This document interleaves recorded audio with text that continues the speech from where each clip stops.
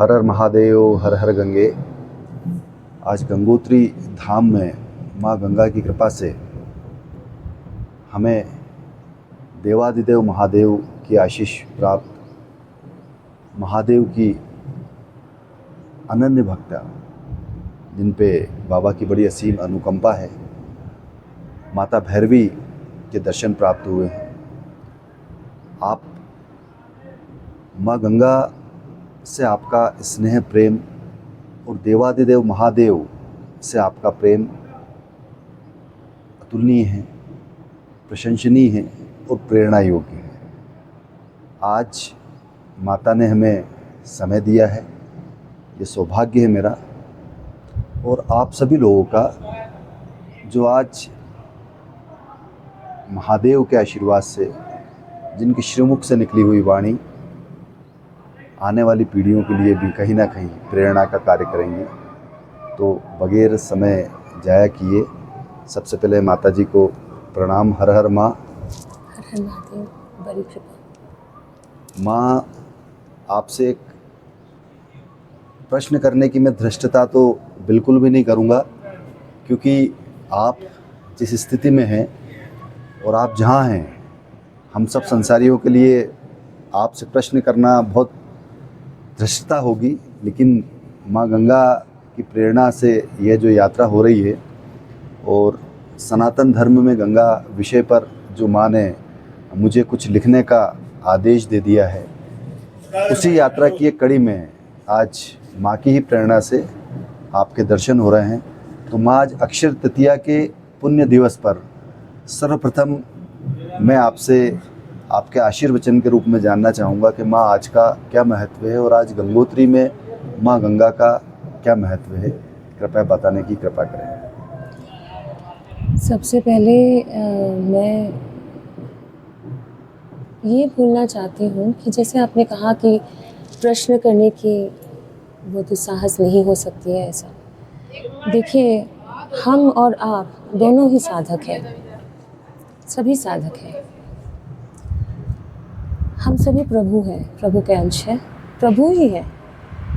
अंतर सिर्फ इतना है कि एक है ना, जैसे एक कांच है या एक शीशा, आप उसमें सूरज देख सकते हैं, सूरज देख रहे हैं। आईना नहीं होती है, आईना, सूरज दिख रहा है, उसके ऊपर धूल है जी। अब आईने में आपको सूरज दिख रहा है, आपको मैं पूछूं ये क्या है, तो आप क्या बोलेंगे? ये क्या है? आईना। और इसमें क्या है? ये क्या है? धूल है। नहीं, उसके अंदर आपको दिखा रही हूँ ना, सूरज दिखा रही हूँ, तो वो क्या है मैं बोलूँगी, आप क्या बोलेंगे कि ये क्या है? क्या दिख रहा है? ये क्या है? आपको क्या दिखेगा आईने में? आईने में अपनी सूरत दिखेगी। दिखेगी। अगर मैं आपको ऐसे सूरज की जो रिफ्लेक्शन होती है, हाँ, वो दिखा रही हूँ, पूछूं कि ये क्या दिख रहा है आईने में, तो आपको क्या दिखेगा? सूर्य का प्रकाश, सूरज दिखेगा। या आपका रिफ्लेक्शन दिखेगा, आपके छवि दिखेगी। लेकिन आप इधर हो कि आप आसमान में, सूरज आसमान में है कि ये सूरज है, कि आप हो कि ये आप है, कौन सा है सत्य? सत्य तो वही है, वही है। ये तो रिफ्लेक्शन है, ये रिफ्लेक्शन है। अब इसके ऊपर धूल है, तो क्या होता है कि ये आईना जो है वो है हमारा शरीर। जी। उसमें जो है वो है रिफ्लेक्शन, मतलब प्रभु की एक अंश, एक ऊर्जा है ना। अब उसके ऊपर अगर धूल है, कुछ लोगों का आईने के ऊपर धूल है, वो मिटेगी धीरे धीरे, सबके मिटती है। और कुछ लोगों का मिट चुका है, नहीं बोल सकते हैं। साधना कभी अंत, साधना का अंत नहीं है, अंत से फिर आरंभ है। लेकिन बोल सकते हैं कि कुछ ज़्यादा साफ हुआ है तो उनको दिख रहा है, अरे ये तो सूरज के रिफ्लेक्शन है, तो मैं भी इनमें जो रिफ्लेक्शन में देख रहा था ये आईने में, अरे वो तो मेरे आईने में भी है। बस यही अंतर है, जितना आप में प्रभु है उतना मुझ में भी प्रभु है। अब आती है कि इस गंगा माता का जो भी आज आगमन हुई है, देखिए, मैंने आपको पहले भी कहा था कि जब मेरी अवेकनिंग हुई है ना, अवेकनिंग जैसे प्रभु ने जिस दिन कहा कि भैरवी अब आप जाग जाओ, आप याद करो कौन है आप, तो मुझे ये भी कहा था कि आप कोई भी किताब, कोई भी स्क्रिप्चर मत पढ़ना, आपको सिर्फ याद करना है और आपको ये विश्व ब्रह्मांड के जो ऊर्जा है उससे कनेक्ट करना है जी। मतलब कि ध्यान करना है, साधना करना है जी।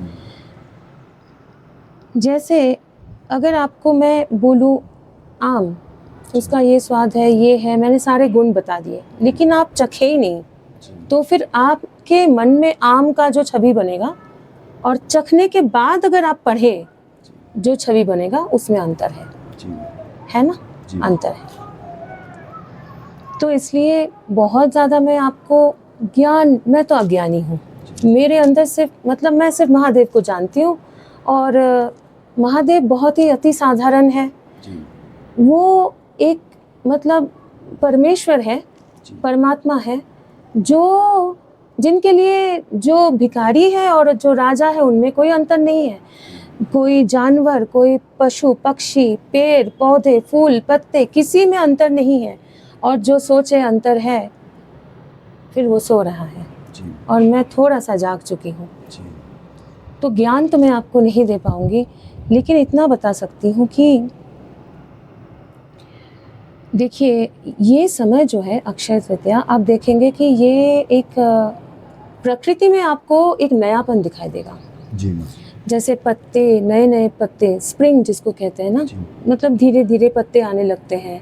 और ये समय में क्या होता है कि इससे पहले होती है शीतकाल, तब होती है ग्लेशियर वगैरह, गंगा माता में पानी भी कम ही होता है, जल कम आता है, और ये समय में जल बढ़ने लगता है, पिघलने लगता है बर्फ, जल बढ़ने लगता है, और जल भी नया जीवन है और प्रकृति भी इसमें मतलब फूल पत्ते, पेड़ पौधे, और ये समय में उनके जैसे एक नया जीवन प्राप्त होती है। आप प्रकृति में देखेंगे आपको नयापन दिखाई देगी, लगेगा कि धरती का जो साइकिल है वो वापस से एक साइकिल शुरू हो रहा है, मतलब अंत नहीं हुआ, एक अंत से और एक आरंभ हुआ, एक साइकिल। हर हर महादेव, आरंभ हुआ। तो हमारे जो यात्रा है, आपके मेरे सभी के, वो यात्रा ऐसा ही है। पहले माँ के कोख में रहते थे, तब वो एक जीवन थी, वो कोख में जीवन का अंत हुआ, तब ना जाके हम पैदा हुए, एक नया जीवन शुरू हुआ, है ना। फिर ये जीवन में हम छोटे जब शिशु थे, फिर वो अंत हुआ, तब ना हम बड़े हुए। तो हमारे जीवन भी एक ऐसे चक्र जैसे, साइकिल जैसे, कभी उसका अंत नहीं है, अनंत है। जैसे महादेव परमात्मा अनंत है, हम भी अनंत है, हम सभी, क्योंकि हम उन्हीं के अंश हैं। अब गंगा जी का ये जो पावन समय है, गंगा जी का डोली आते हैं, इसके बहुत सारे कारण मैं अपने जो भी अनुभव है वो बता रही हूँ। एक तो है धरती माता का एक नया रूप, एक नया आरंभ, एक नया जीवन, और गंगा माता का भी एक नया जीवन, क्योंकि आप 5 दिन पहले भी गंगा माता का दर्शन करते, 5-6 दिन पहले जितना भी जल था, आज देखेंगे बिल्कुल मतलब ऐसा लग रहा है कि जीवित, मतलब और उनमें जान आ गई है, और ज़्यादा ऊर्जा है, और उससे बहुत ज़्यादा और ज़्यादा प्रेरणा है। और माँ से बड़ा प्रेरणा एक बच्चे के लिए कोई ना हो सकता है। और ये जो समय है, इससे पहले होता तो जल कम है, जीवन प्रकृति सुखी, और ये समय के बाद होता तो आप ऑलरेडी देख चुके हैं वो। लेकिन ये मुहूर्त है जिसमें लगता है कि एक पुनर्जन्म हो रहा है, माता की एक पुनर्जन्म हो रही है, प्रकृति की, क्योंकि पराशक्ति आदिशक्ति गंगा माता बोलिए, कोई भी माँ, माँ तो माँ है, तो उनका एक पुनर्जन्म। और जैसे माँ का जन्म होता है तो एक बच्चे का भी जन्म होता है, मतलब हम जैसे शिशु को जन्म देते हैं तभी हम माँ भी बनते हैं, तो शिशु का भी जन्म होता है, माँ का भी जन्म होता है। तो जैसे माँ का भी जन्म हो रहा है, तो हम सभी के शिशु जैसे जन्म भी तो हो रहा है, और जन्म होते ही क्या देख रहे हैं, माँ का ये रूप, जी अनंत जल और इतनी ऊर्जा, इतना प्रेरणा। आप गंगा माता का देखेंगे, आपको लगेगा इतना उनमें प्राण है ना। तो आपको वो बहुत ही उससे आपको प्रेरणा मिलेगा, उससे आपके जीवन में गंगा माता का दर्शन करने का जो कारण है, उद्देश्य है, आपको लगेगा हाँ ये सार्थक हुआ। जी तो मेरे हिसाब से इसीलिए ये जो पावन घड़ी है, ये बहुत ही प्रकृति के साथ साथ मिली हुई है। जी माता। हाँ, हम लोग कौन है सोचने वाले, ये तो प्रभु की, जैसे मैंने बताया कि ये स्थान भी प्रभु ने ही चुना है। जी तो यही माता, बड़ी अद्भुत बात आपने माँ गंगा के बारे में कही है। अब जो आपके इष्ट हैं, आपके जो देवादिदेव महादेव हैं, जो आपके सर्वप्रिय हैं, माँ गंगा और देवादिदेव महादेव का क्या आशीष इस देवभूमि पर है, जिसको प्राप्त करने के लिए हजारों हजार लोग यहाँ पे आते हैं। कृपया इस संदर्भ में हमें कुछ बताने का कष्ट करें माता। जैसे मैंने आपको कहा अभी, मैं जो भी बोलूँगी वो सिर्फ अनुभव ही होगा। जी माता। अब ऋषि मुनि भागीरथ जी और वो सब आप जानते ही हो। जी हाँ, आज इंटरनेट की दुनिया में सब कुछ प्राप्त हो सकती है, जी मतलब ज्ञान प्राप्त हो सकती है। और जैसे मैंने कहा, मैं तो अज्ञानी हूँ। जी माता। मुझे बस महादेव का जो भाव, जो अनुभव मुझे होती है, मैं उतना ही आपको जी माता बता सकती हूँ। देखिए,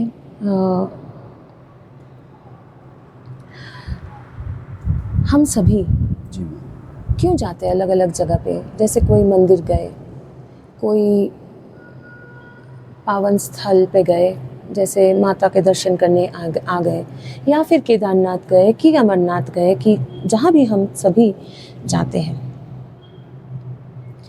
इसीलिए जाते हैं कि हमारे जीवन में हमको लगता है कि कुछ कमी है, जी हम लोग संतुष्ट नहीं हैं। जी संतुष्ट इसलिए नहीं है क्योंकि हम लोग को लगता है कि हम लोग को सुख मिलेगा तो शांति भी मिलेगी, जबकि सुख में शांति नहीं होती है, शांति में सुख होती है। जिसको शांति मिल गई उसको सुख है, जिनको सुख है उनको शांति नहीं मिल सकती, मतलब है ना, जरूरी नहीं। तो हम लोग क्यों ऐसे ढूंढते हैं, क्योंकि हम आते ही क्यों हैं यहाँ पे, हम इसीलिए आते हैं कि एक होता है पुरुष और एक होता है प्रकृति, जैसे पुरुष और स्त्री। और जब मैं बोलूँ पुरुष या स्त्री, मैं कोई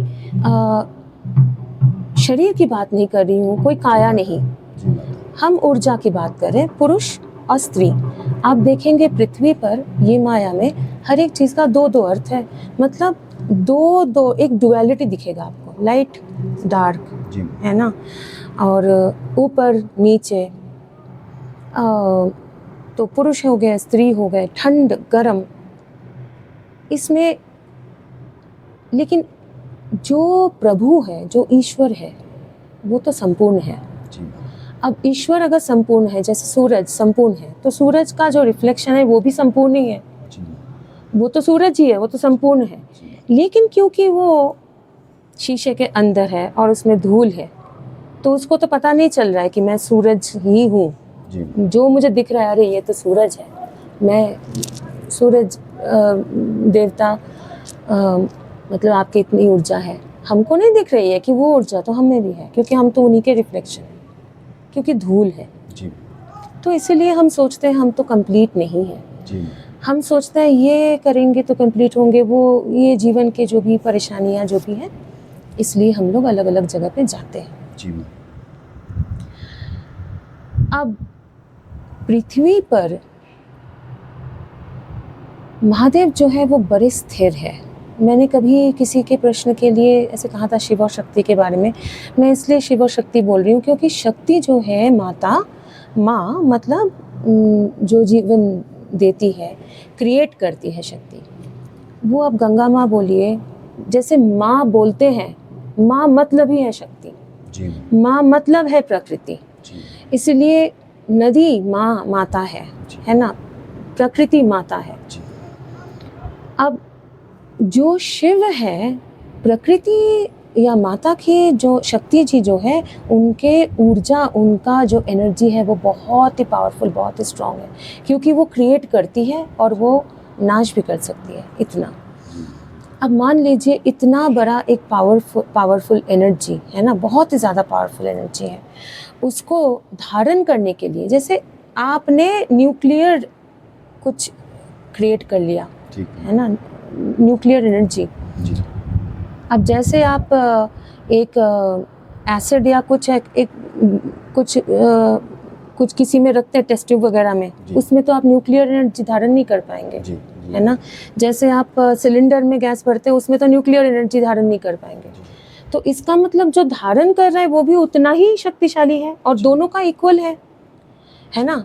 अगर जो धारण कर रहा है उसका शक्ति ज़्यादा हो गया, उसका धारण करने की क्षमता ज़्यादा हो गई, तो जो अंदर की एनर्जी है वो तो ठंड पड़ जाएगी।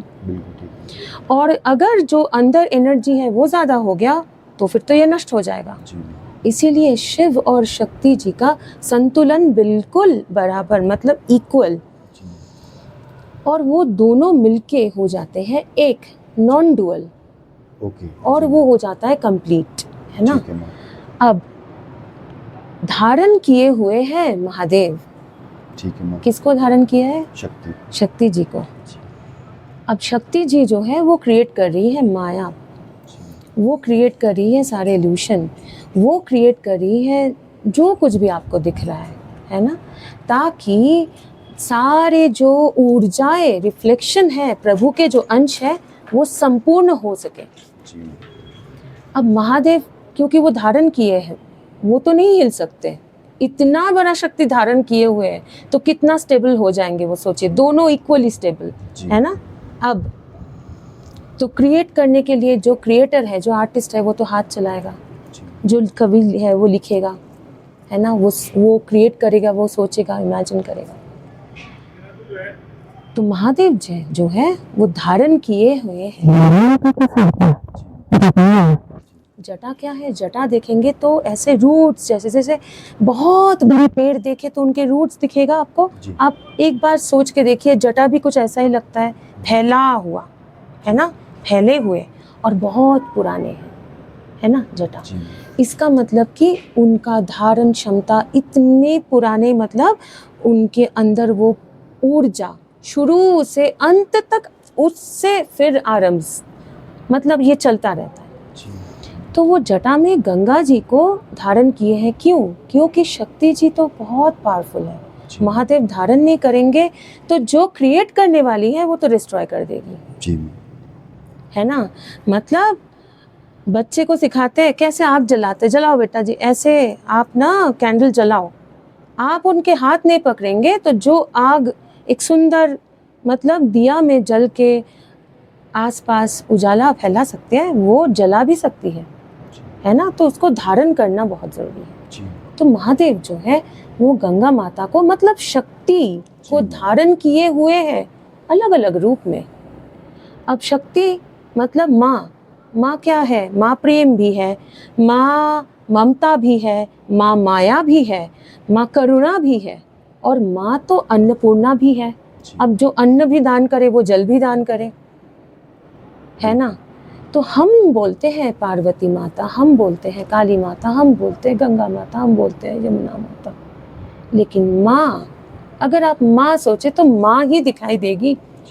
आपकी माँ भी माँ, इनकी माँ भी माँ, इनकी माँ भी माँ, मेरे माँ भी माँ, माँ तो माँ ही है। तो शिव जी ने गंगा जी को, गंगा जी का इतना तेज है, इतना उनका जो बहाव है, उसको धारण करके रखा है कि मैंने धारण तो करके रखा है, अब तुम जल प्रदान करो, अब तुम जीवन दान दो। और जीवन कैसे दान हो रहा है? बिल्कुल हिमालय से शुरू होके पूरे वो जाते हैं ना, पूरे भारतवर्ष के अंदर से वो पूरे जाते हैं, और जहाँ जहाँ जाते हैं वहाँ पे सुफलंग जो भी है वही, है ना, सुजलांग सुफलांग जी माँ। मलयज शीतलांग शस्य श्यामलां मातरम। तो वो क्यों है? वो तो गंगा जी की कृपा ही है। तो महादेव ने गंगा जी को यहाँ पे धारण करके रखे हैं, और ताकि उनका बहाव, उनकी शक्ति सब कुछ नाश न कर दे। और जो वो चाहती है, एक माँ जो चाहती है कि अपने बच्चों को प्रदान करना, वो कर पाए, उनके लिए पिता आवश्यक है। क्योंकि माता और पिता कभी अलग है ही नहीं, वो दोनों मिलके एक, नॉन डुअल, स्त्री पुरुष नहीं है, एक ही है। लेकिन वो दोनों अगर अलग अलग दिशा में काम नहीं करेंगे, अपना ऊर्जा नहीं, अपना सपोर्ट जो भी है, सहायता और आशीष अलग अलग दिशा में नहीं देंगे, तो जो बच्चे यहाँ पे आए हैं, जो उनके अंश आए हैं, वो तो डुअलिटी में ही रह जाएंगे। उनको डुअल से तो नॉन डुअल तक पहुंचना है। पैदा तो हुए हैं डुअलिटी में, तो डुअलिटी देख के ही तो नॉन डुअल तक पहुंचना है ना। जो देखे नहीं है उनको तो पहचान नहीं पाएंगे। अगर आपने आज, आपको मैं कोई एक बोलूं, जैसे पुलाव, आप लोग पुलाव तो खाए ही होंगे, तो आपको तुरंत मन में छवि बनेगा ना, अच्छा पुलाव ऐसे बनता है, खिचड़ी। अगर मैं बोलूं पाएजा, एक स्पेनिश डिश है, पुलाव जैसा ही दिखता है, लेकिन आप लोगों ने शायद नहीं खाए होंगे, तो आप कल्पना नहीं कर पाएंगे। बहुत बढ़िया बात है ना। तो हम डुअलिटी में पैदा हुए हैं। हम देख रहे हैं सूरज चांद, दिन रात, माँ माता पिता, और एक स्त्री, एक पुरुष, एक गर्मी गर्माहट है और ठंड भी है, तो हम वही रिलेट कर पाएंगे। अगर ऐसा कुछ मिल गया जो नॉन डुअल है, हम तो पहचान ही नहीं पाएंगे इसको, है ना। जो देखे नहीं कैसे पहचानेंगे? हम तो इंद्रियों से काम कर रहे हैं। तो और प्रभु जो नॉन डुअल, जो परमात्मा है, वो नॉन डुअल है, वो तो कंप्लीट, वो तो संपूर्ण है। तो वो संपूर्णता तक हम लोगों को पहुंचना है, वो एक जीवन में नहीं। और जीवन तो कुछ नहीं, ये तो शरीर तो नहीं, ये तो कपड़ा है। जैसे हर रोज उठते हैं, कपड़े बदलते हैं, फिर वापस कपड़े बदलेंगे। उठ के तो नहीं सोचेंगे अरे आज का तो दिन खत्म हो गया, अभी कपड़ा बदलना पड़ेगा, ये नहीं सोचते हैं, क्योंकि हमको पता है कि अगले दिन उधर ही। लेकिन जब बच्चा पैदा होता है, उसको भी डर लगता है। वो ऐसे कोई बच्चा आराम से नहीं पैदा होता, वो रोते हुए ही पैदा होगा, क्योंकि उसने वो कोख के बाहर जीवन नहीं देखा है। वो सोच रहा है मेरा तो जिंदगी अंत, उसको नहीं दिख रहा है कि उसके बाहर तो एक शुरू है। तो वैसे ही हम लोग जब आते हैं जीवन में, नॉन डुअल देखते हैं, नॉन डुअल नहीं देखते, डुअलिटी देखते हैं। इसीलिए प्रभु खुद को डुअल बनाया है, एक पुरुष और एक प्रकृति, कि तुम पहले पहचानो ये दो, फिर तुम आगे जाके देखो कि ये दो नहीं है तो एक ही है। तो पहले एक देख लेते तो कोई पहचान ही नहीं पाता, उनको समझ ही नहीं आता। तो इसीलिए गंगा जी का यहाँ पे आगमन, इसीलिए महादेव जी उनको सर पे धारण करके रखे हैं। और क्योंकि प्रभु इतने साधारण हैं और इनके अंदर इतना करुणा है। मैं आपको एक दो घटनाएं बोल सकती हूँ। अवश्य। जो मुझे हिंदी बहुत अच्छे से नहीं आता, तो मैं थोड़ा अंग्रेजी शब्द का यूज करिए, पूरा करिए अंग्रेजी। अगर कभी आपको मौका मिला, आप मेरे शरीर का, मतलब ये वेसल जो है, उसका जो नाम रखा गया था वो था अपराजिता। आपका पूर्व जो नाम शरीर? हाँ, जी, अपराजिता। अब जैसे मैंने कहा ना कि आप ये आईना जो है, तो आईना है अपराजिता, और अंदर जो है वो है भैरवी। हाँ, तो जैसे मैं अपराजिता बोलूँ तो मैं इस बच्ची के बारे में बात कर रही हूँ जिन्होंने मुझे धारण करके रखा है जी। और भैरवी बोलूँ तो महादेव, जिनका कोई अस्तित्व नहीं है, वो रिफ्लेक्शन है। कांच टूट जाएगा, रिफ्लेक्शन भी चला जाएगा। हाँ? तो मैंने अपने जिनको भी, मतलब जैसे आपने कृष्ण जी को देखा होगा, पहले तो मैं आपको ये बताऊं, आप एक चीज बताइए मुझे, मैं आपको एक प्रश्न करती हूँ छोटा सा। जी मैम। मान लीजिए कि एक बच्चा, जी उसके बड़े, बहुत सारे आप यूट्यूब में वगैरह भी देखते होंगे, अब एक बच्चा, उनके बड़े गुण, बहुत ही शक्तिशाली और बहुत ही रूपवान और सुंदर और बहुत ही शक्तिशाली, बहुत मीठा बात करने वाला, और वो कुछ भी कर सकता है, मतलब सबको हरा देता है, अगर युद्ध करे, जो भी है, छोटा बच्चा है। आपको क्या लगता है आज के दुनिया में फिर वो बच्चे का, मतलब सब लोग उसको भगवान मानते हैं, तो वो बच्चा आपको कहाँ मिल सकता है? नहीं बता पाऊंगा भाई तो। नहीं, आप जो भी देखिए, मैं बहुत साधारण हूँ और मैं बहुत साधारण बातें करती हूँ, क्योंकि इन्हें मैं माता पिता पति सभी मानती हूँ, और क्योंकि मेरा वाराणसी में काल भैरव जी के साथ शादी हुई है, विवाह संपन्न हुआ, तो मैं इनको अपने पति मानती हूँ। तो ये अति साधारण, मतलब धूल से भी साधारण और पूरे विश्व ब्रह्मांड से भी विराट, तो मैं और भी साधारण बात करती हूँ। आपको क्या लगता है कि एक बच्चा जो इतना असाधारण उसके क्षमता है, और सब लोग सोचते हैं कुछ भी कर लेते हैं, तो उनको तो सब भगवान ही मानेंगे। हाँ, भगवान। तो वो आपको कहाँ मिलेंगे, स्कूल में कि मंदिर में? माँ, जो भी आपके मन में है माँ, मतलब आप ये सोच लीजिए, एक बच्चा, सारे नहीं, एक बच्चा जिनके अद्भुत क्षमता है, वो मतलब कुछ भी कर सकते हैं, और वो साक्षात प्रभु है, वो मंदिर में ही है, तो उनको स्कूल जाने का मौका मिलेगा कि भीड़ ही लगा रहेगा? आप सोच लीजिए, मंदिर में ही रहेगा वो। हाँ, मंदिर में ही रहेंगे। अब मैं जो बोल रही हूँ, आप ये सोच लेना कि एक ज्ञानी बोल रहे हैं, है ना? और अब कृष्ण भगवान जी, एक बच्चा जिनका इतना क्षमता, इतने मारते हैं, कंस जी का वध किया है, चाणूर जो है उनका, और बहुत ही ऐसे किस्से उनके हैं, क्षमता तो है, उसमें नहीं जा रही हूँ मैं, कुछ और ही बोल रही हूँ। अब कृष्ण जी भगवान है, तब के समय में अगर सबको पता होता कि ये भगवान है, हाँ, तो वो राजा बनते कि वो भगवान मंदिर में बैठते? बोलिए। भगवान मंदिर में बैठ जाते हैं, है ना? बिल्कुल।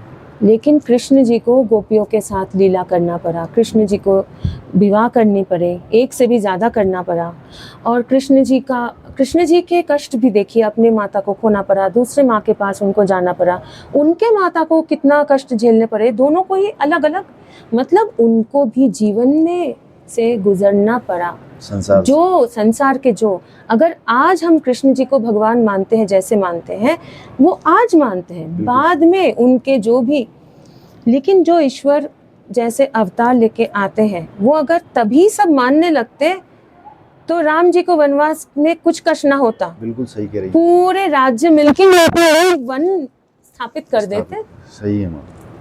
सीता जी का कैसे होता ही नहीं, है ना? क्योंकि उनके एक, क्यों वो लक्ष्मण रेखा की क्या जरूरत थी, पूरे राज्य आके बैठ जाते कि प्रभु भगवान है, माँ भगवती है। लेकिन ये नहीं बोल रहे हैं कि वो भगवान नहीं थे, हम ये बोल रहे हैं हम सभी भगवान के अंश हैं, हम सभी ईश्वर हैं, अलग अलग जीवन में हम लोग का अलग अलग किरदार है, अलग अलग स्क्रिप्ट है। अब तो कृष्ण जी जब पैदा हुए, उनको पूरे संसार में से जाना पड़ा जी, है ना? फिर तब उनको ये नहीं पता था कि वो ईश्वर है। लेकिन अगर गाय है तो वो दूध तो देगा ही, उसको पता हो या ना हो, वो तो दूध ही देगी, वो खीर नहीं दे सकती, वो दूध ही देगी, है ना? और एक घर पे हम लोग जानवर पालते हैं, तो उनको लगता है आसपास में इंसान देखे कि अरे हम भी ऐसे ही हैं, उनको नहीं पता होता कि वो क्या जानवर है। वो बाहर एक अगर कुत्ता है तो बाहर बाकी देख के सोचता होगा अरे ये लोग कौन है, ऐसे मैं तो मेरे माता पिता के साथ हूँ, उनको नहीं पता होता है कि वो क्या है। लेकिन उनका जो कैरेक्टरिस्टिक्स है, जो नेचर है, वो तो नहीं बदलेगा। तो ईश्वर का कैरेक्टरिस्टिक्स, नेचर नहीं बदलेगा, तो वो तो बाय डिफ़ॉल्ट वो ऐसे बात करेंगे, वो कुछ ऐसे करेंगे, उनके साथ जो लोग रहेंगे उनके अलग अनुभव होंगे, और बाद में सबको पता चलेगा कि यही तो ईश्वर की लीला, इसी को कहते हैं लीला। अब मैंने अपने जो भी सोशल मीडिया वगैरह अपराजिता का जो है, मैंने कुछ नहीं मिटाया जी और मैंने संन्यास भी नहीं ली है। जी अब ये यात्रा बहुत ही लंबा है, एक जीवन में भी नहीं संपूर्ण हो सकता जी है। तो ये तो नहीं बोलूँगी कि आगे क्या होगा, क्योंकि जी। वो तो महादेव को पता है। लेकिन मेरा अनुभव ये रहा है कि जब मेरा कोई एग्जिस्टेंस ही नहीं है, जब मैं बोल के कुछ है ही नहीं, तो मैं क्या से क्या बन जाऊंगी। जी मैम। मतलब जब मैं नहीं हूँ तो मैं क्या और कुछ क्या कैसे बन जाऊं। जी तो कुछ है तो आप उसको लेके कुछ और बना सकते हैं। जैसे मिट्टी है, उससे आप कुछ बना सकते हैं, बर्तन। जी लेकिन मिट्टी आपको दिख रहा है लेकिन है नहीं, तो आप क्या बनाओगे। जैसे डेजर्ट में नहीं होता है, दूर से दिखता है, जी वो तो हेलुसिनेशन है। आपको दिख रहा है पानी है, पौधे हैं, तो आप चाहते हो खेती बाड़ी, ठीक है मैं मतलब वो फार्मर बन जाऊं, मैं खेती बाड़ी करूं। अब जब पानी है ही नहीं तो आप उसका क्या बनाओगे। अब जब मैं ही नहीं हूं तो मेरा क्या बन सकता है, मैं तो हुई नहीं। और मैंने इसीलिए मेरा सोशल मीडिया वगैरह सब, आप लिंक्डइन में जाके मेरे प्रोफाइल देखेंगे, जब भी सब मैं कॉर्पोरेट मतलब अपराजिता कॉर्पोरेट में सब करके आई है, वो इसलिए नहीं मिटाया है कि किसी को ऐसा नहीं लगना चाहिए कि अरे ये तो संत है, ये तो पैदा ही हुई है संत, और हमारे लिए प्रभु नहीं है। प्रभु जितना हमारे लिए है, हम तो बोलेंगे प्रभु आप सबसे और ज़्यादा प्रेम करते हैं, क्योंकि जैसे हम लोग करते छोटे बच्चों से ज़्यादा प्रेम करते हैं। हाँ, क्योंकि उनको पता नहीं होता है, इसलिए उनको और अच्छे से देखते हैं। जो बड़े हो जाते हैं उनको बोलते हैं उनका देखभाल करो, है ना। तो हम बोलते हैं कि प्रभु बड़े करुणामय है, उनका करुणा का कोई अंत नहीं। अब मैं आपको एक घटना बोल रही हूँ, बहुत ही छोटे बस इतना आपसे निवेदन है कि जहाँ महादेव मुझे रुकने बोलेंगे वहाँ मुझे रुकना पड़ेगा। हाँ माँ। तो मेरी वैसे यात्रा तो शुरू हो गई थी बिल्कुल छोटे से ही। जैसे मैं पैदा हुई थी दुर्गाष्टमी के समय पे जी मैम। और क्योंकि तभी वो अंजलि नहीं देते जो पूजा वगैरह करते हैं, और मेरी जो दादी जी थी वो एक फूल, अपराजिता एक फूल होता है नीला, तो वो शिव जी को चढ़ाया जाता है। वो चढ़ाने वाले थे और उन्होंने बाद में मुझे ये कहा कि तभी उनको खबर मिला कि मैं पैदा हुई, तो उन्होंने वो मेरे नाम पे चढ़ाया, मतलब मुझे चढ़ाया और मेरा नाम रखा अपराजिता। छोटे से कृष्ण भगवान बहुत मेरे पास आते थे।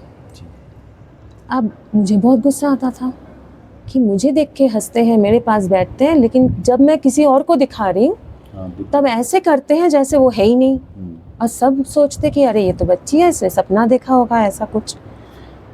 और मुझे बहुत ही गुस्सा आता था। मैं तो बोलती थी तुम तो बहुत बड़े नटखट हो, तुम मुझे मतलब सब कुछ तो मेरे ऊपर आ रहा है। बहुत ही छोटी थी, 2-3 साल के। नींद खुलती वो बैठे रहते मेरे वो बिस्तर के पास, और मुझे देख के वो हंसते, और ये किसी को नहीं समझ में आता।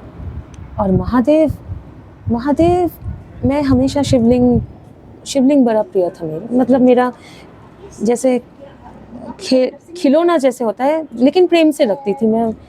सुबह उठ के फूल वूल तोड़ के उसका पूजा वगैरह, शिवलिंग का सेवा करना, ये करती थी। और कहीं मुझे लगता था, क्योंकि अपराजिता छोटी थी, मतलब कि उसका ब्रेन कॉन्शियसनेस, अब ब्रेन क्या है, कंप्यूटर है, उसमें जितना डेटा उसके पास है वो वही प्रोसेस कर सकता है, जो है नहीं वो प्रोसेस नहीं कर सकता, है ना। तो इसलिए तो आविष्कार है ना, जो है वही प्रोसेस कर सकता है। तो ब्रेन को लगता था, अपराजिता को लगता था कि कुछ तो है, शिव जी कोई तो है, शिव कौन है ये नहीं पता, लेकिन एक गहरा संबंध है। और वो जो संबंध है वो उसने देखा नहीं है आसपास, ना माता का, ना पिता का, ना कुछ और भी गहरा संबंध, ऐसा लगता था। फिर घर पे सभी को लगा कि ये तो घर छोड़ के संन्यास ले लेगी अगर इसका पूजा पाठ बंद नहीं हुआ। लेकिन वो बंद करने की नौबत आई नहीं, क्योंकि महादेव जैसे पूरे स्क्रिप्ट लिख के ही रखे थे। तो एक बार महादेव ने कहा कि आप अभी संसार में जाओ जो करने आए हो वो करो और मुझे भूल जाओ। पहले वो सपने में आते थे, एक ही सपना हर बार आता था कि महादेव आ रहे हैं और बोल रहे हैं मैं तुमको लेने आ रहा हूँ। एक ही सपना आता था और वो सपना बहुत ही छोटा, इतना प्रिय था कि अपराजिता माँ को बोलती थी, माँ वो सपना मुझे सुनाओ। मतलब वो बहुत ही उनका वो फैसिनेशन हो गया था, वो सपना बहुत ही प्रिय था, एक ही सपना। फिर जैसे वो कुछ 6-7 साल की हुई, 7-7.5 साल की, फिर महादेव एक बार आए और बोले अब अपराजिता तुम भूल जाओ मुझे। अब जैसे भूलने बोले, अपराजिता भूल गई। अब ये भी भूल गई कि भूलने बोला है, क्योंकि भूलने कहा है तो पूरा ही भूल, वो एपिसोड पूरा भूल गई वो जी। अब जीवन में वो घुस गई। लेकिन उनको लगता था काली माता से बड़ी उनकी बात होती थी जी। उनको बात होती थी ऐसे जैसे दोस्त है, जैसे कि वो है और उनकी बड़ी बहन या बड़ी कोई है उनके जैसी कोई। तो पूजा पाठ में वो ज़्यादा नहीं थे, वो तो पढ़ाई वढ़ाई किए हैं, फिर कॉर्पोरेट में जॉब वगैरह, शादी विवाह जो भी है ऐसे। बहुत साल बाद फिर एक दिन महादेव ने कहा हो गया तुम्हारा संसार सब, अब तुम जाग जाओ और याद करो तुम कौन हो। उस मोमेंट में अपराजिता ने घर छोड़ा। अब वो एक जगह पे रह के साधना कर रही थी एकांत में, और उसके साथ एक जर्मन शेफर्ड, एक कुत्ता था। शाम को तो वो बन गई भैरवी, तभी तो भैरवी नाम नहीं हुआ। एक दिन याद है मैं ऐसे महादेव की वो शाम को अगरबत्ती दिया वगैरह, और ये जो फेज़ होता है ना, पीरियड, वो बहुत ही कठिन होता है, क्योंकि स्पिरिचुअलिटी में और पागलपन में मतलब टिन लाइन। तो तभी ईश्वर जो है और जो गाइड्स है, जैसे एसेंडेड मास्टर्स, जो लोग आगे बढ़ चुके हैं रास्ते में अलग अलग डायमेंशन में, जैसे गुरु नानक जी हो गए, जैसे गौतम बुद्धा जी हो गए, जैसे महाअवतार बाबा जी हो गए, अलग अलग जो भी है, उनके किरदार रहते हैं कि अभी बच्चों को वो गाइड करते हैं। लेकिन उनका गाइडेंस इंद्रियों में, क्योंकि वो तो शरीर छोड़ के आगे और एक डायमेंशन में चले गए, पैदा नहीं हुए हैं, करते हैं। तब बहुत ज़्यादा सपोर्ट ऐसे मिलता है, उन लोगों से मिलता है। अब अपराजिता है, उनके साथ ही ध्यान में है, और सभी बोल रहे किताबें मत पढ़ना। भगवत गीता पढ़ने का बड़ा शौक था, बाइबल पढ़ने का बड़ा शौक था कि क्या पढूं। नहीं, कृष्ण जी आए, कुछ मत पढ़ना, सिर्फ याद करना है, कुछ पढ़ना नहीं है। 1-2 बार कोशिश जैसे किए, कुछ जैसे किताबें बंद हो जाता है, ये खो जाता है, वो नहीं, कैसे भी पढ़ने नहीं देंगे। नहीं, तुम ध्यान करो, याद करो कौन। शाम को महादेव की करुणा की बात करूं, शाम को अगरबत्ती कर रही हूँ, नहा धो के मैंने जल लेके आई और महादेव शिवलिंग में मैं जल चढ़ाऊंगी, और महादेव बोले रुक जाओ। वो जो पेट डॉग, उसका नाम है एल्सा, तुम पहले उसको पानी दे के आओ। तो मैं बोलती हूँ महादेव पानी तो उसका दिया हुआ है, उसका तो पूरा बोल भरा हुआ है पानी का। नहीं, वो प्यासी है, उसको पानी दे के आओ। और कैसे भी देने नहीं, पहले तुम उसको पानी दे के आओ।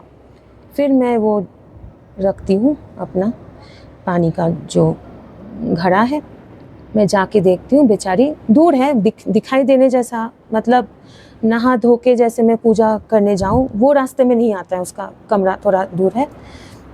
मैं देखती हूँ पानी का बोल तो था, लेकिन उसने कैसे भी करके वो पलट दिया है और पूरा पानी गया। वो बैठी हुई है, उसको प्यास लगी है, वो समझ में नहीं आ रहा है उसको, खैर फिर उसको पानी दिया। फिर मैं आई, बोला महादेव, फिर उनको पानी दिया। प्रयागराज से महादेव ने मुझे चलने की आदेश दी, और महादेव ऐसे ही बोलते हैं तुम एक काम करो, तुम दिल्ली चले जाओ, वहाँ से वॉल्वो ये पकड़ लेना, बाकी इंतज़ाम किया हुआ है। अच्छा, इंतज़ाम किया हुआ है। अब अपराजिता तो भैरवी बन रही है, अब तो कंप्लीट तो खैर होता नहीं है, लेकिन उतना आगे नहीं बढ़ी है जी। अब वो सोच रहे इसका क्या मतलब हुआ कि इंतज़ाम किया हुआ है का मतलब क्या है। तो वो अपने प्लान करती है कि ठीक है होटल कुछ तो प्लान करूँ, पैसा वैसा नहीं। एटीएम कार्ड छुपा देते हैं महादेव कि नहीं, तुम साफ बोलते अब तुम्हारा यात्रा शुरू होती है, कुछ भी प्लान मत करना, तुम्हारा सब मेरा किया हुआ है, तुम कुछ भी प्लान करोगे मैं उसको बिगाड़ दूंगा, कोई नियम नहीं है, तुम सिर्फ चलो, तुमको सिर्फ याद करना है। वो पहली बार वो निकली यात्रा में, बोले महाकुंभ जाओ, वहाँ से मणिकर्णिका आना मुझसे मिलने।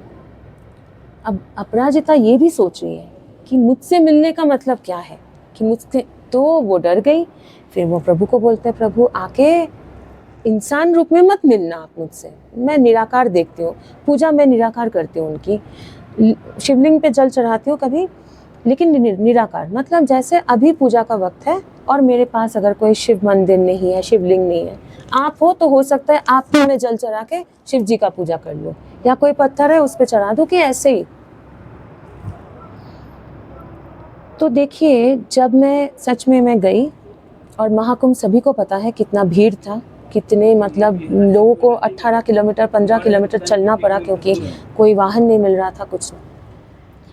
मैं दिल्ली गई, जैसे मैंने वॉल्वो बस था वहाँ पे, जैसे मैं चढ़ी और एक फैमिली दिखा, और देखते ही, ये नहीं समझा सकते हो कि कैसे पता चला, देखते ही अंदर से बोला यही है। तो मैं कुछ नहीं, अपना सीट में बैठ गई, और सच्ची में पूरे इंतज़ाम किए हुए थे। तो वो मैं थोड़ी देर बाद आपको, वो भी बहुत ही मतलब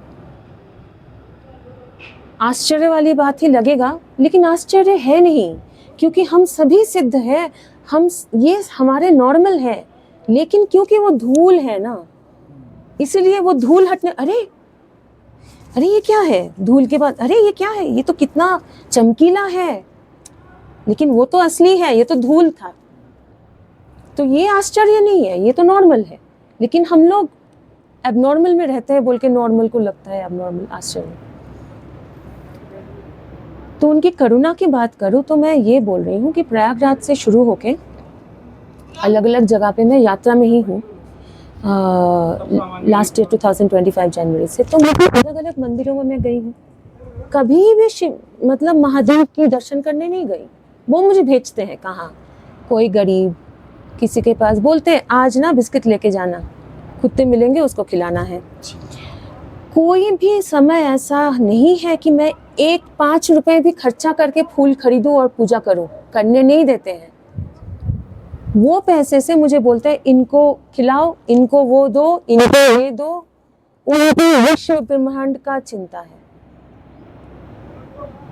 और वो बोलते हैं लेकिन बोलना मत, तुम कर देना लेकिन बोलना मत। मैं तो फिर भी शरीर में हूँ, मेरा अभी अपराजिता पूरी तरह से गई नहीं है, तो मुझे लगता है कि मैं, जिसको मिल रहा है उसको पता चले कि महादेव की कृपा है, उसको कितना खुशी मिलेगी। उसको पता चले कि मुझे वॉल्वो में नहीं बिठा के पब्लिक ट्रांसपोर्ट मतलब बस में चढ़ाया महादेव कि इसमें जाओ, क्योंकि कोई एक बच्ची, एक माता अपनी बेटी के विवाह के लिए बहुत चिंतित थी, और उनको एक शिव स्तुति का चालीसा, वो जो होता है ना, वो देना था प्रयागराज महाकुंभ से। अब उनको पता चलेगा कि महादेव ने ये किया, तो उनको कितनी संतुष्टि होगी, उनको उनका स्ट्रेंथ बढ़ेगा कि महादेव है। तो ऐसे प्रभु, जैसे काशी विश्वनाथ में गई, मुझे चढ़ाना है फूल और मुझे खरीदने नहीं दिए, और आसपास देख रहे हो कितने अच्छे अच्छे वो जो कटोरी में उनके जो बनते हैं फूल, फिर माला, ये वो बेल पत्ते, और मुझे देख के लग रहा है मैं नहीं चढ़ा पा रही हूँ, और मैं छुपा के पैसा लेके गई हूँ। अब सोचिए कितना भी मूर्खता है, ये पता है कि छुपा नहीं सकती हूँ, फिर भी छुपा के लेके गई। और 100 रुपये, अब 50 रुपये, और मैंने देखा कि वहाँ पे वो सब 300-400 रुपये में मिल रहा है, और मुझे लग रहा है कि प्रभु आप हमेशा मेरे साथ चलते हो, हर एक बात बोलते हो, हर एक सेकंड, मतलब हर कितना, जैसे एक पिता एक बेटी की देखभाल करती है, एक पति एक पत्नी की देखभाल करती है, एक माँ एक बच्चे की देखभाल करती है, महादेव मेरी इतनी ही देखभाल करती है। मतलब छोटे से छोटे चीज़ जो आप, मतलब एक इंसान सोच सकता है कि इतना भी कि कौन सा कपड़ा कहाँ रखना है, पैकिंग कैसे करना है, ऐसे इतना देखभाल करता है। और मैं प्रभु को बोल रही हूँ, प्रभु अच्छा तो तुम मेरा चढ़ाया हुआ मुझे पानी डालने नहीं दोगे?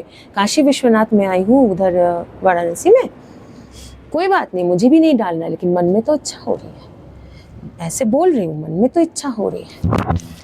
फिर एक छोटा सा वो पेपर कप में नहीं लेके जाते हैं जल और फूल डाल के, वो लेके जा रही है माता। तो मैंने उनको, कितना है? 20 रुपये। तो मैंने 50 रुपये दे पैसे कि मैं बाकी 30 रुपये क्या करूँ, दे दिया उनको। और वो लिया, कुछ तो मैं डालूं, जैसे लिया 1 सेकंड नहीं गया, वो फट गया नीचे से, पूरा पानी फूल पूरा मेरे पैरों के ऊपर ही गिरा वो। तो मैं क्या करूँ अभी, ठीक है जा रही हूँ। और जैसे विश्वनाथ मंदिर के गेट पे गई और मेरे पास था मोबाइल और मेरे पास था शिवलिंग, मुझे नहीं पता था, और वहाँ पे पैसे दे के ऐसे डिपॉजिट करना होता है। फिर मैंने पूछा नहीं, और बहुत ही सुबह 4 साढ़े 4 बज रहा था। मुझे तो इतना गुस्सा आया, गुस्सा नहीं मतलब आग्रह था, तुम मुझसे मिलोगे नहीं और मैं मिलके ही छोड़ूंगी, ठीक है। मैंने मोबाइल ऐसे ही रख दिया, ले जाए मुझे कोई फ़र्क नहीं पड़ता, तुम कैसे, मुझे मिलना ही है, अंदर जाना ही है। फिर बोले शिवलिंग लेके नहीं जा सकते, अब शिवलिंग तो नहीं छोड़ सकती हूँ मैं। फिर मुझे बहुत ही दुख हुआ, मैंने प्रभु को बोला ठीक है आप नहीं मिलना चाहते तो मैं क्या कर सकती हूँ। मैं वापस जा रही थी, फिर एक वहाँ पे जो जैसे इंडियन आर्मी या कुछ होते हैं उनके रिप्रेजेंटेटिव्स ऑफिसर्स, वो उनमें से एक आए, लेकिन ऐसे कितने भी लोग जाते हैं सबके तो मदद नहीं कर पाते। वो आए और बोले कि माता जी कोई बात नहीं, हम बोल देते हैं। तो साइड में एक दुकान में बोले आप इधर रख दीजिए। तो मैंने वहाँ पे शिवलिंग रखा, मैंने बोला कि बेटा जी मेरे पति आपको इसका पैसा ज़रूर देंगे। बोले नहीं हम पैसे नहीं मांग रहे हैं। मैंने बोला नहीं, क्योंकि आप मुझे हेल्प कर रहे हो ना, तो मैं बोल रही हूँ देंगे, ज़रूर देंगे।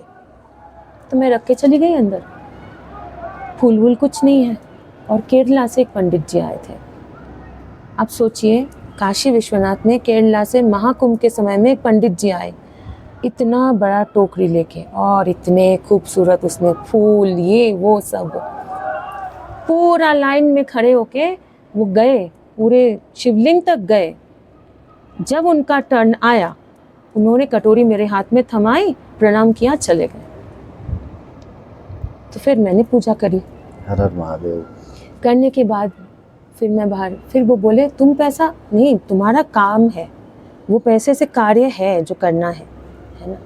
तो मैं बाहर आई, अब मैं महादेव को बोल रही हूँ मैंने तो वचन दिया है बच्चे को, अब उनको मैं क्या दूँ, मेरे हाथ में और कुछ नहीं है। तो मैंने बोला ठीक है तुम बाद में दे देना, लेकिन मेरे अंदर वो रहेगा कि उसको मिला कि नहीं मिला।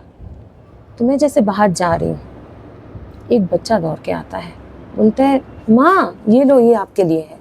और मुझे एक वो सिल्वर के ऊपर सोने का पानी चढ़ाया हुआ है, जिसमें शिव पार्वती की ऐसे है, आपको समझ में तो आ रहा ही होगा, जैसे कॉइन उन्होंने मुझे दिया। तो मैंने बोला, उसको आशीर्वाद दिया, मैंने जाके बच्चे को दिया, ये भेजा है आपके लिए। फिर मैंने वहाँ से शिवलिंग लिया।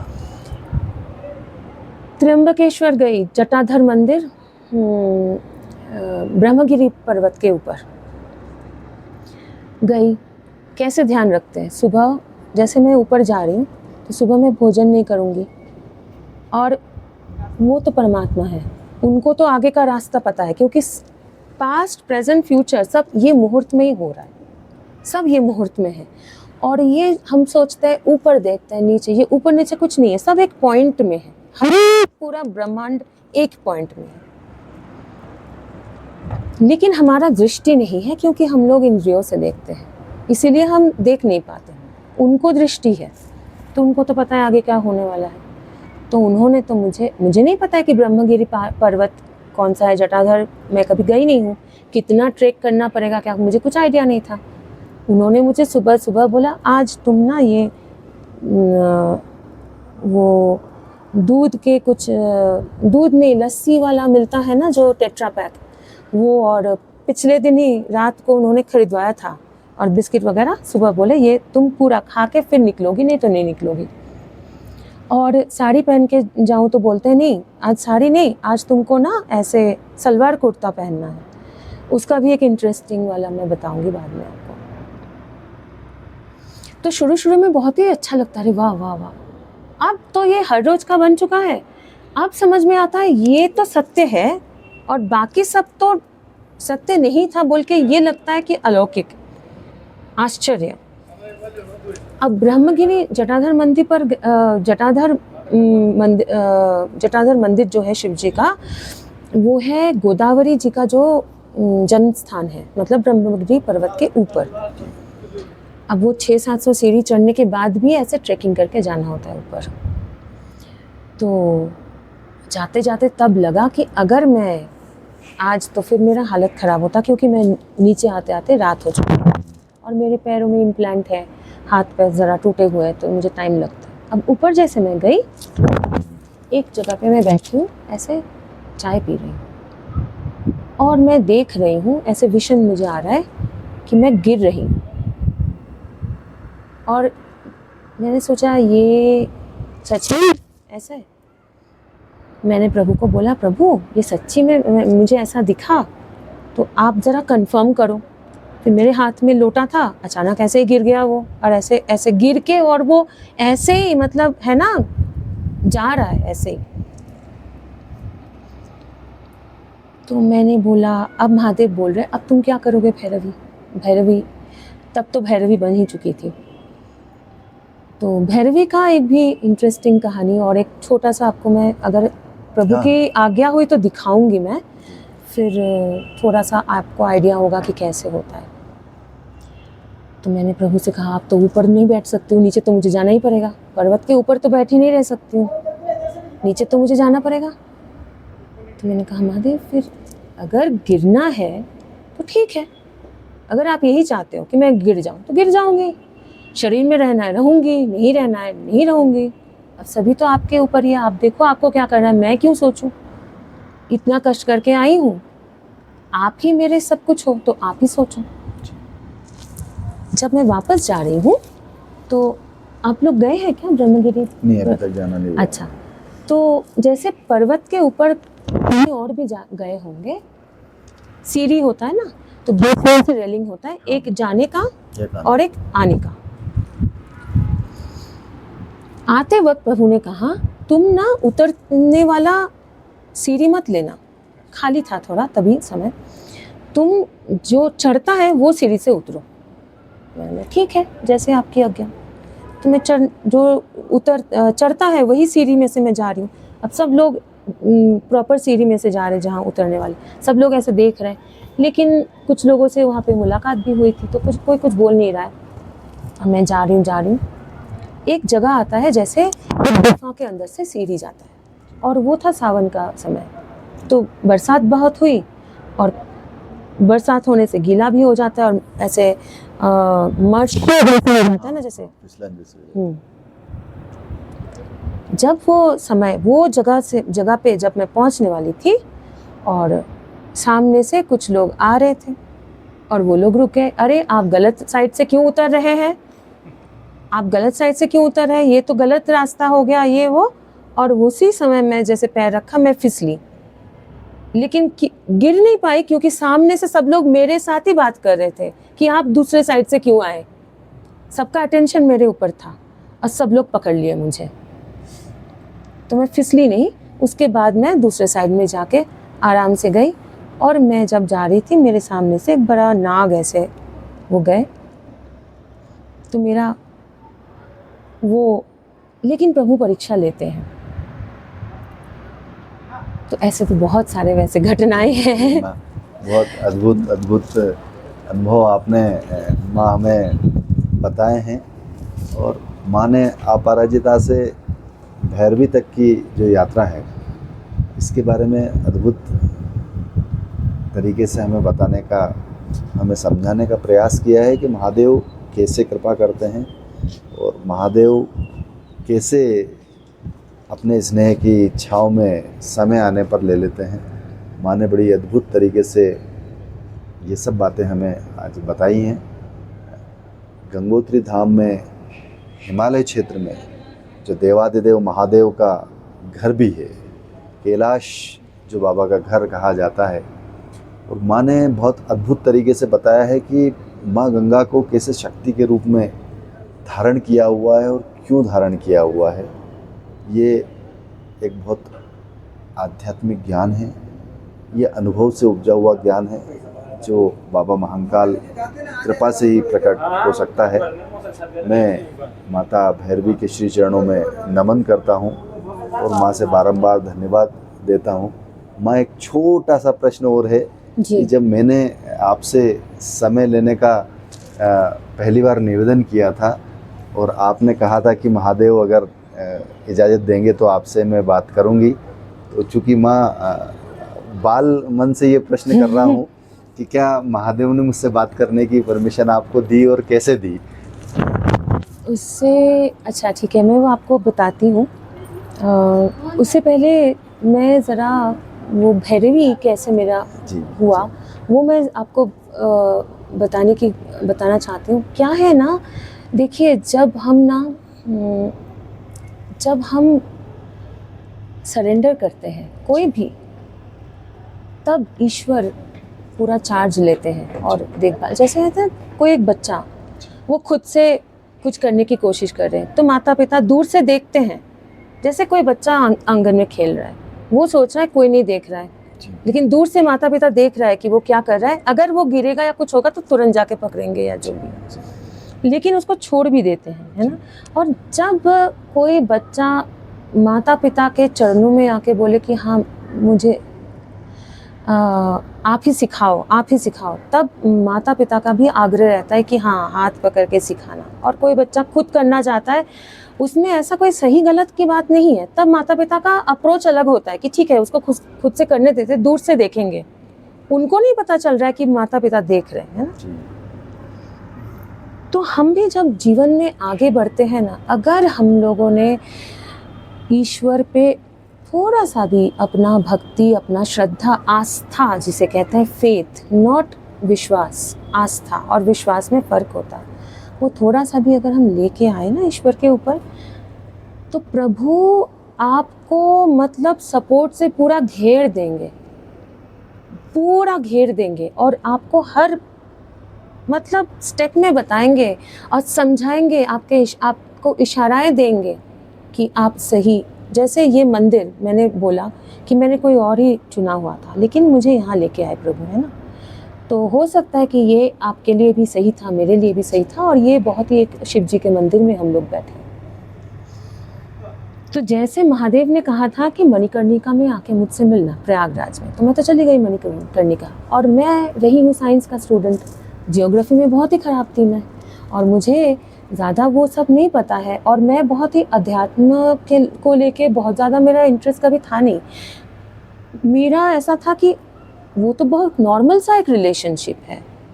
मतलब जैसे अगर कोई बोले कि आपके पिताजी कौन है, तो आपको किताब नहीं पढ़ना पड़ेगा, आपके पिताजी से क्या बात होती है, तो नॉर्मल बात है, कौन जाएगा पिताजी से आज बात करना है, ऐसे।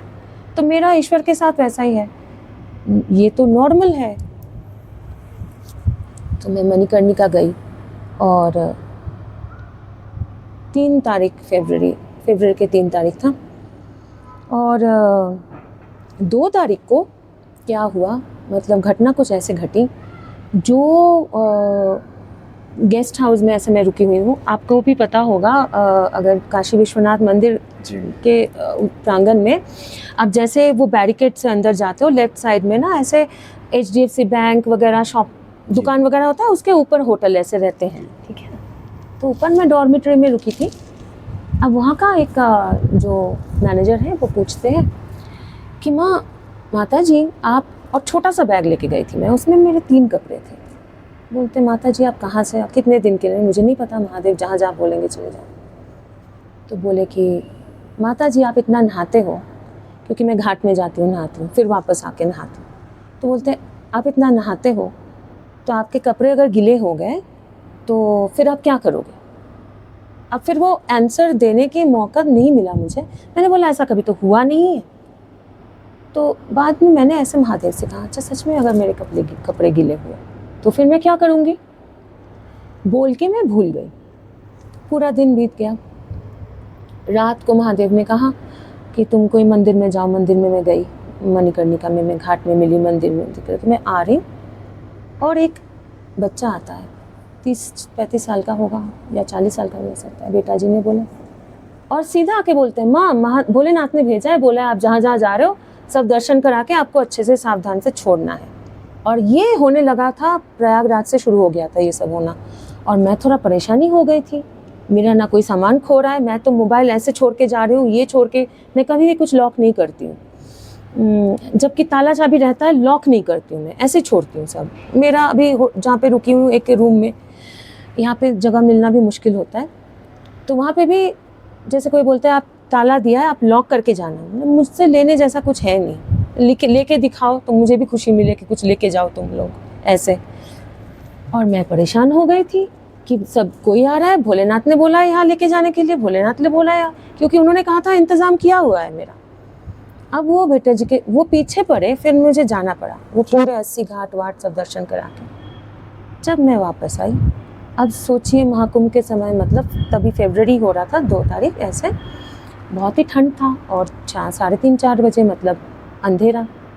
मैं जैसे घुस रही हूँ अंदर होटल के अंदर, कोई आसपास कोई नहीं है। एक आदमी दौड़ के आता है, बच्चा, माँ रुक जाइए, पैर पकड़ लेता है, भोलेनाथ ने कहा है आपको वस्त्र दान करने के लिए। और मैं तभी अपराजिता से भैरवी के स्टेज में, मतलब कि तभी भी कैटरपिलर हूँ, बटरफ्लाई पूरी बनी नहीं हूँ, मैं बनने के स्टेज में हूँ। तो मुझे लग रहा है ये क्या हो रहा है। मैंने बोला मुझसे, बोला हाँ आपको कहा है रुक जाइए 5 मिनट, और वो दौड़ के गया। और मैं बहुत ही चकित होकर ऐसे खड़ी हूँ, डम्फाउंडेड कम्प्लीटली कि क्या है, हो क्या रहा है। 5 मिनट बाद वो आता एक बैग लेके, इसमें 3 बिल्कुल नए कपड़े देता है, पैर पकड़ता है, भोलेनाथ ने कहा है, और वो अपना प्रॉब्लम बोलता है, कुछ प्रॉब्लम नहीं। तो ऐसे हो गया, कपड़े लिए। उसी दिन रात को 12 बजे के बाद मुझे ऐसा फील होने लगा कि मुझे जाना है, कहाँ मुझे नहीं पता, लेकिन अंदर से ना वो महसूस हो रहा है कि मुझे बुला रहे हैं। तो मैं ऐसे नंगे पैर थोड़ा सा, वो ना जैसे हम लोग प्रभु से, जैसे प्रभु के संस्पर्श में जब आते हैं या फिर उनसे जो कनेक्शन थोड़ा स्ट्रांग होता है, तो आसपास पूरा धुंधला हो जाता है। तब अगर आपको देखोगे, कभी कभी आपने देखा होगा ऐसे कोई बैठा है, लगेगा कि नशा करके बैठा है, कुछ तो करते हैं लेकिन कभी कुछ एक ट्रांस में, थोड़ा सा ट्रांस काइंड ऑफ हम लोग का होता है। तो मैं ऐसे नंगे पैर चली जा रही हूँ 2-3 किलोमीटर चलने के बाद मैं सीधा पहुँच गई काल भैरव मंदिर में। और काल भैरव मंदिर में जाके, और मुझे लग ही रहा था कि मेरे शरीर मेरे कंट्रोल में ही नहीं है। और मैंने जैसे प्रणाम किया, बहुत ही अद्भुत तरीके से, सर के ऊपर हाथ कभी नहीं किया मैंने ऐसे हाथ, और मैं जैसे हाथ प्रणाम किया तो ऐसे क्लैप हो गया ऐसे, मतलब उतना मेरे शरीर, मतलब शरीर कंट्रोल में ही नहीं था, ऐसे ही जा रहा है, ऐसे ही जा रहा है, ऐसे। और तभी वहाँ पे आरती वगैरह हो रहा था।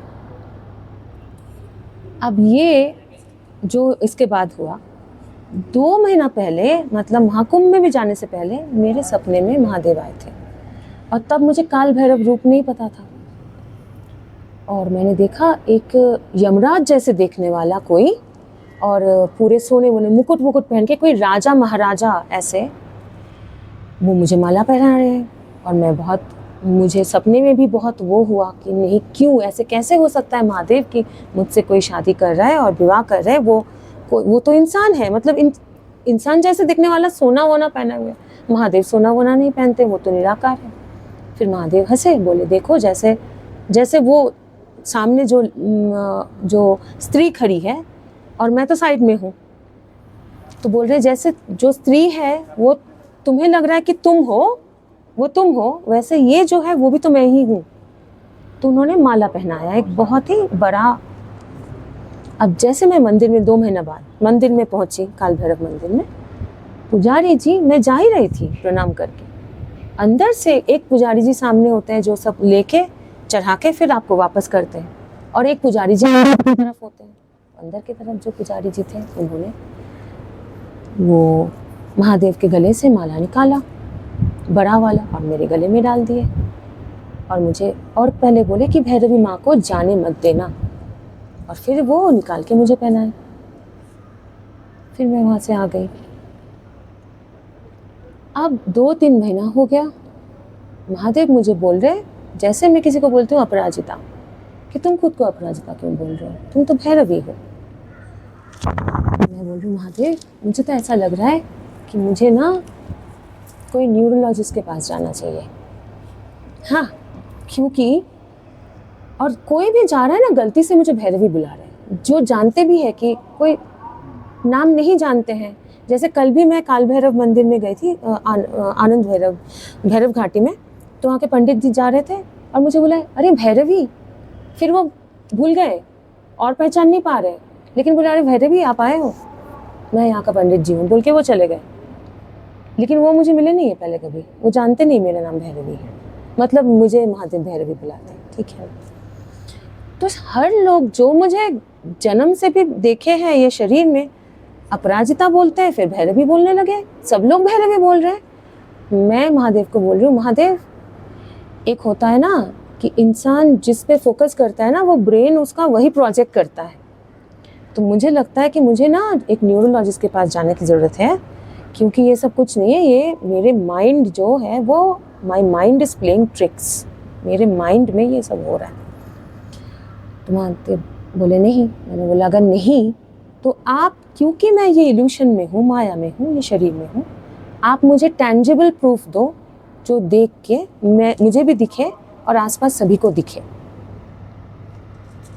तो महादेव तो बोलते नहीं, हाँ हूँ उतना नहीं बोलते, ये करो बोलते हैं कि नहीं करो बोलते हैं, बाकी तो खुद ही करके देते हैं। और अगले ही दिन मेरे पास एक ईमेल आता है, एशियन कॉलेज ऑफ टीचर्स से मैं TFL कर रही थी, हाँ, teaching English as foreign language. तो वहाँ पे जो कोऑर्डिनेटर है, अब इतने बड़े बड़े इंस्टीट्यूट में सारे सिस्टम में डले हुए रहते हैं, ईमेल आईडी वाईडी सब सिस्टम में रहता है, आप गलत कर ही नहीं सकते हो क्योंकि सारे सिस्टम में होते हैं। और जो कोऑर्डिनेटर है, जो मुझे इतने बार मेल कर चुके हैं, डियर अपराजिता, वो ट्रेल मेल में लिख रही है डियर भैरवी, और वो मेरे पास है मेल। मैं कोशिश करूँगी, अगर प्रभु की इच्छा हुई तो मैं आपको ज़रूर दिखाऊंगी। तब मैंने बोला ठीक है। फिर मैंने खुद को बोला कि ठीक है, फिर अब अपराजिता नहीं, प्रभु चाहते हैं कि मैं भैरवी तो मैं भैरवी। तो वो ऐसे मेरा हुआ। और आपसे जब मुलाकात हुई वो ये हुआ कि उसी दिन मेरे पास, मैं तो साधना में रहती हूँ नहीं, गंगोत्री में आई हूँ, प्रभु लेके आए, बोले जो गाड़ी में चढ़ो, जो फर्स्ट आपके पास जो गाड़ी आएगा, भटारी पॉइंट या भटवाड़ी पॉइंट ऐसा कुछ है वहाँ पे उत्तरकाशी, उसी में चले जाना, जहाँ लेके जाएगा वही तुम्हारा डेस्टिनेशन। हर्षिल की गाड़ी में चढ़ी, वो आया गंगोत्री, तो मैं पहुँच गई इधर। अब महादेव, मैं नहीं सोचती मैं कहाँ रहूँगी, क्या खाऊँगी, सब बोलते हैं कुछ तो प्लान, क्या प्लान है, प्लान जब महादेव ही सब प्लान करें, मैं क्यों अपना एनर्जी उस पर, मैं इन पे एनर्जी लगाऊं, वही सब प्लान कर रहे। तो क्या हुआ कि जब आप मुझे मिले जी माँ, उसके बाद मैंने सोचा ठीक है, तो अगले दिन ही मैं बात कर सकती हूँ, ऐसा कुछ नहीं। फिर महादेव बोले नहीं, तुमको एक इन्विटेशन मिलेगा तो तुम चले जाना उधर, तुमको जाना होगा उधर, तो उसके बाद तुमको मौका नहीं मिलेगा उस दिन मिलने के लिए। तो मैंने सोचा फिर मैंने दिमाग ये लगाया अपना ब्रेन कि संडे जो है वो 19 तारीख है, भीड़ होगी तो ठीक है, मंडे अच्छा दिन है, महादेव के व्रत भी रहता है मेरा, तो उसी दिन बात कर लेंगे। तो प्रभु ने मंडे नहीं कहा, प्रभु ने ये कहा था कि सैटरडे नहीं होगा क्योंकि तुमको कोई इन्विटेशन होगी वहाँ पे जाना। तो मंदिर से ही कोई फिर मुझे उससे पहले वाले जैसे आपसे बात हो गया, फिर उसके बाद मैं वहाँ पे बैठी थी, नहीं नेक्स्ट दिन सुबह मैं गई, सुबह मैं मंदिर में ऐसे बैठ के प्रार्थना वगैरह कर रही हूँ, भजन वगैरह कर रही हूँ। फिर वहाँ से ही मंदिर के ही कोई बोलते हैं कि अरे माता जी हम लोग जा रहे हैं, आप चलो।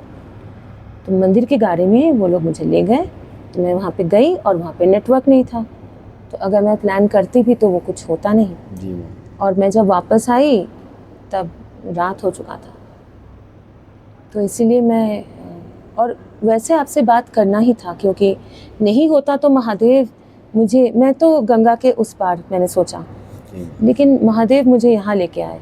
और इतने टूरिस्ट आ चुके हैं, लेकिन आप देखिए ये तो मुझे लगता है कि काफ़ी सही जगह पे हम लोग बात कर रहे हैं। थोड़ा बहुत अगर इधर डिस्ट्रैक्शन है भी, बट उतना नहीं है।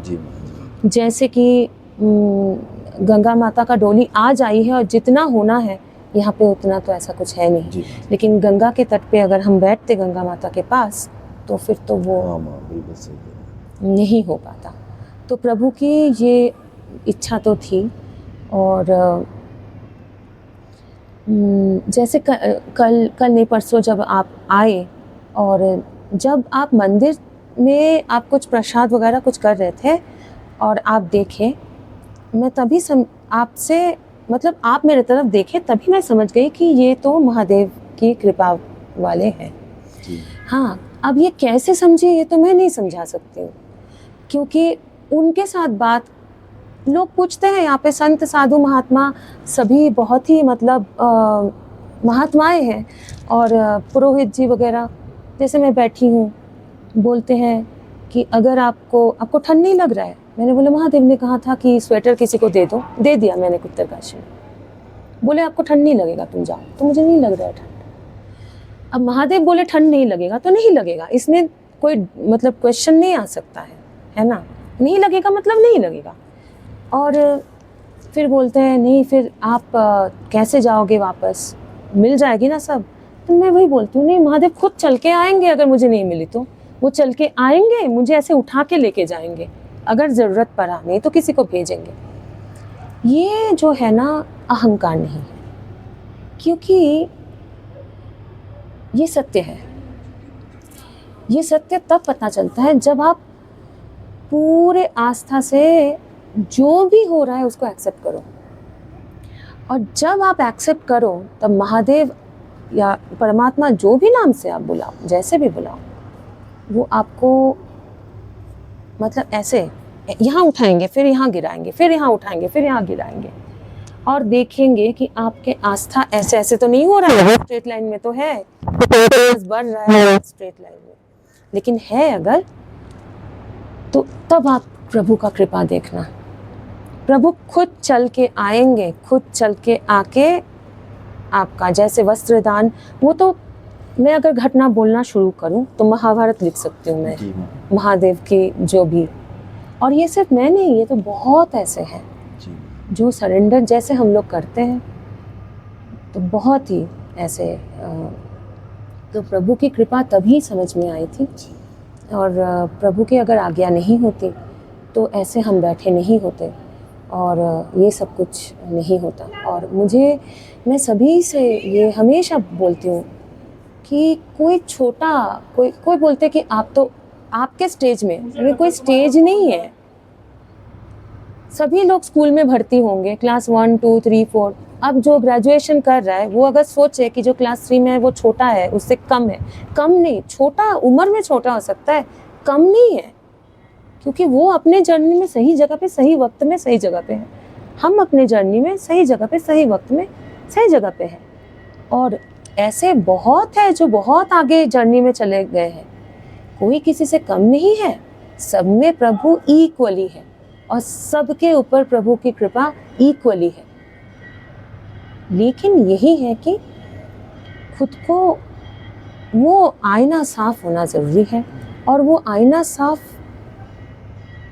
करने का जो जिम्मेदारी है वो जितना हमारे प्रभु पर है, क्योंकि बाहर से ही कोई आईना साफ करेगा, लेकिन उतना ही हमें भी है कि हम उसको एक्सेप्ट करें कि हमको साफ करना है, बस। बहुत अमूल्य समय ये निकला है। माँ भैरवी की और भोलेनाथ की कृपा हम पे सदैव बनी रहे। हर हर महादेव, हर हर गंगे।